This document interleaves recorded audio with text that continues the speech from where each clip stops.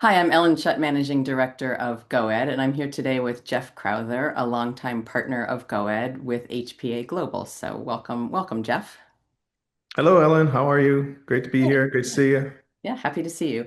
And so, as I said, Jeff and I have, or Jeff and GoEd have worked together for many years on a variety of different projects. And some of our members may remember Jeff as head of HPA China, or Health Products Association China. And so recently he's changed his focus or expanded his focus to be HPA Global. And I wanted to give him the chance to talk a little bit about the changes that he's made in the organization and some of the services he offers. So over to you, Jeff. Well, thanks for the opportunity to kind of address the omega-3 team. Yeah, so HPA China, as Ellen mentioned, that was kind of our name for a long time, and I kind of threw all the eggs in that basket, and that served us well for a long time because China was a great mystery, and everyone wanted to be in that market. But trade wars, COVID, that all had a really big impact on China in terms of geopolitics and just focus of companies whether they want to spend their time and money. And over that time, we've also, we're expanding our reach in terms of our, newsletter reach and who's reading it and all that stuff. So on the marketing side and the newsletter side, we were already very global. It was an English, or it is an English newsletter that we have that goes out every week, and that's seen by, people that are reading English all over the world. So I thought, well, why don't we, kind of expand our horizons on our marketing side?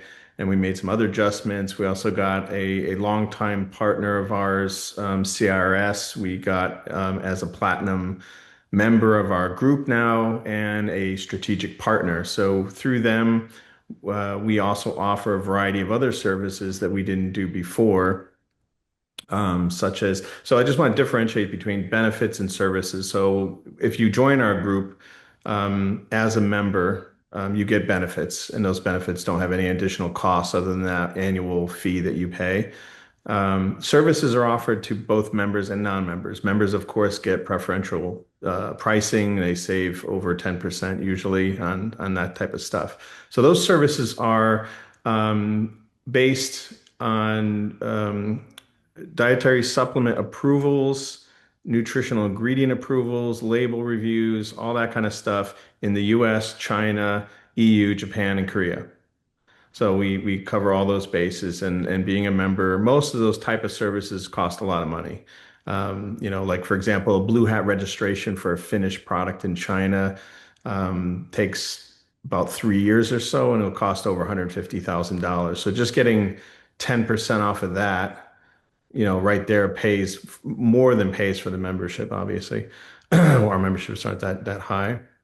Um, and marketing. So we're doing a lot more with marketing with our members, both inside China in Chinese language, as well as outside in our English newsletter, our LinkedIn channel that's got about a little over 20,000 followers. Um, what am I missing? Oh, and our YouTube channel. So we do interviews much like this with industry experts. It's called HPA Global Insights. We've had that for a long time, and we've You've got done a a bunch lot of. of, yeah, you've done, not to interrupt you, you've done a lot of videos and very detailed videos with, I think, very good specific information that's tactical Mhm. information. Yeah. Yeah, so that's where we are, and our name now has been changed. Our website's been changed. We have a brand new website that is much faster than our older one and much nicer, and has all the information there about us, what we do, all the things I just mentioned. They're all there in print, digital print for you to look at. HPAglobal.org. Great, great. Okay, and we can put that information in the video when we share this as well with our members. So I know you said you're focused on more than China, but obviously you are an expert on China. So let's talk just a little bit about what's going on in China now, or what are issues that our members should be paying attention to. Yeah, there's a couple things happening. One is if you're a manufacturer, let's just use the US as an example. This goes for all countries though. And you're gonna ship food products to China, including health products or dietary supplements. Um, and you're doing traditional kind of business, shipping pallet loads of whatever it is that you're making. You have to register your manufacturing facility with the GAT or the Chinese customs. And there is a new decree coming out, 280, which is supposed to streamline it's a little bit. It's supposed to be a little bit easier to use, but companies still have trouble with it sometimes. And there's also a lot of questions in, for example, in our industry, maybe I own this company and here's my bottle, that's my brand, but I don't actually manufacture that. I have an OEM, or I have a contract manufacturer that makes it, or maybe they just make part of it, and I have another company that does another part. So the question for them is like they have to figure out, well, who do we register and how does that work? So that's part of the service things that we offer too. We can help companies with that process of getting registered with Chinese customs. Keeping customs in mind there. So on the cross-border e-commerce side of business, um, a lot of companies like to do that. That business channel has grown huge over the past, Right. say, 10 years or so, because you don't need all the registrations like for the individual products. There's a lot of things, a lot of hoops you don't have to jump through. And it was a kind of a more direct route to Chinese consumers. But over the last couple of years, there's been a lot more scrutiny at the border, even though it's a cross-border product, which means it's shipped into a bonded warehouse in a free trade zone or something like that. They still have to clear customs one by one as they go out. And customs has been getting a little bit more strict with looking at ingredients, what things are in there that maybe China doesn't want in there because they're not approved in China yet. So there's a lot more scrutiny there. And some customs, again, China is like each port is different. It's like its own little kingdom. So some ports might ask for certain documents and other ports don't. So it's kind of, you kind of, companies find themselves, or their distributors kind of moving around to different ports to find one that's easier to work with. But they're asking for, in some cases, documents that are usually asked for products that are being sold in China through traditional channels. For, let me clarify. So, a pallet full of stuff sent to China and goes through traditional brick and mortar retail. Okay. So those type of products need registration.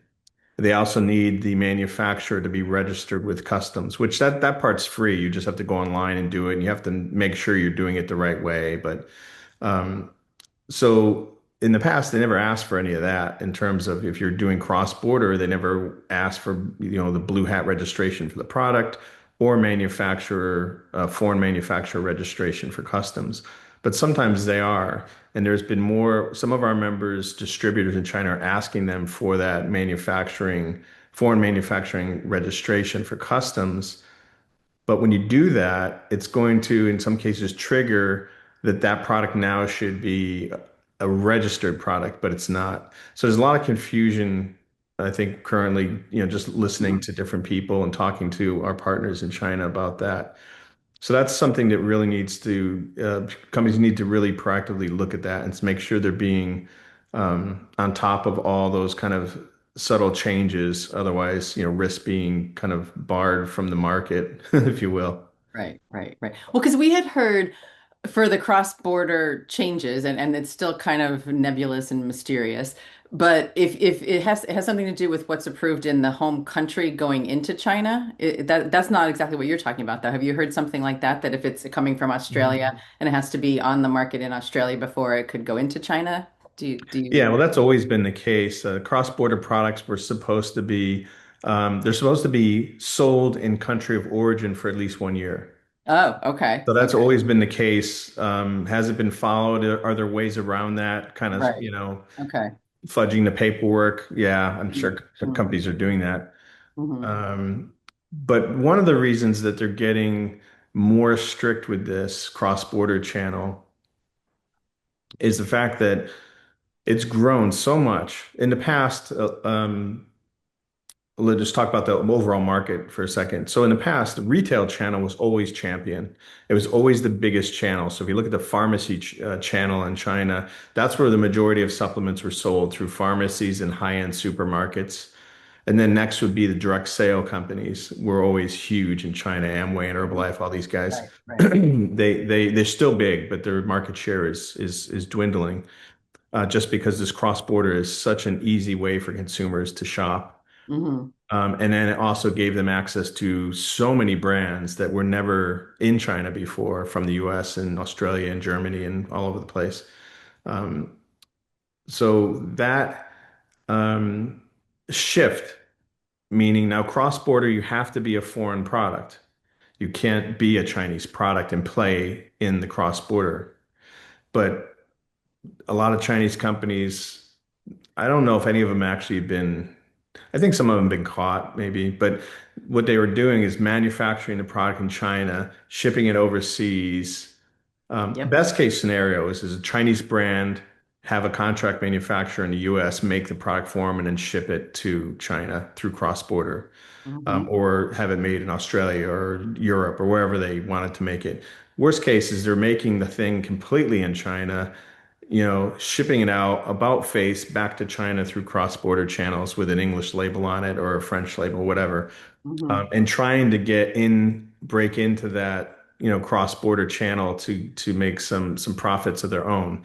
And then, Chinese authorities were seeing this happening more and more often, and it was, sometimes not only that is illegal, but also the products themselves a lot of times weren't good quality, or they, you know, were not something that would pass any kind of tests, Hmm. safety tests. So that's one of the reasons they're getting more strict with cross-border is the fact that those companies that shouldn't be doing cross-border are trying to Right. get into it because it's lucrative and it's a great channel. Hmm. So Yeah, there's yeah. that.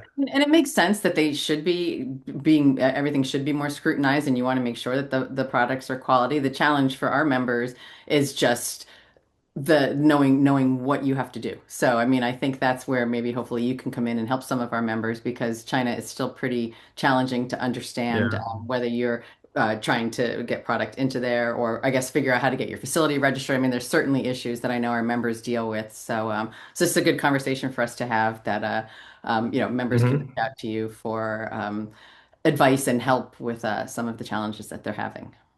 Yeah, so we help from every step. So we'll meet with a company and that's maybe not even in China yet, and they're just exploring like, we hear it can be good. I mean, we can make a lot of money. How do we do it?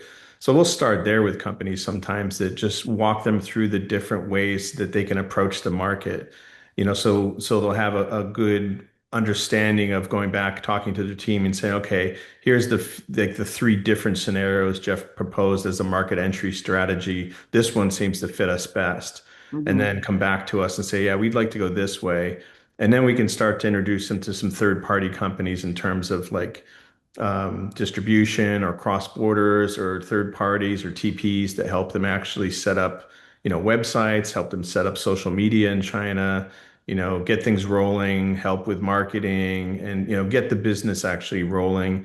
And then the next steps are any of the regulatory things, labels, registrations, approvals. When you go beyond cross-border and now you want to really enter the full market, meaning domestic online, domestic retail, brick and mortar.